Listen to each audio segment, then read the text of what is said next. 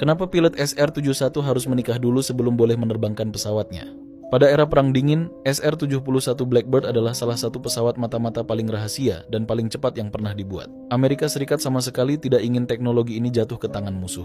Lalu pada tahun 1976, terjadi sebuah kejadian yang membuat mereka panik. Seorang pilot Soviet bernama Viktor Belenko sedang menerbangkan MiG-25 dalam misi rutin, lalu tiba-tiba memutuskan untuk kabur. Dia tidak kembali ke pangkalan, tetapi justru terbang menuju Jepang dan meminta suaka kepada Amerika.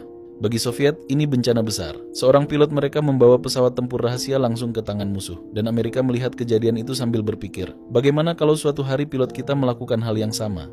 Dari situlah muncul sebuah aturan aneh. Untuk menjadi pilot SR-71, mereka harus sudah menikah dan memiliki keluarga. Alasannya sederhana. Dengan orang yang mereka cintai menunggu di rumah, para pilot akan berpikir dua kali sebelum membelot ke negara lain.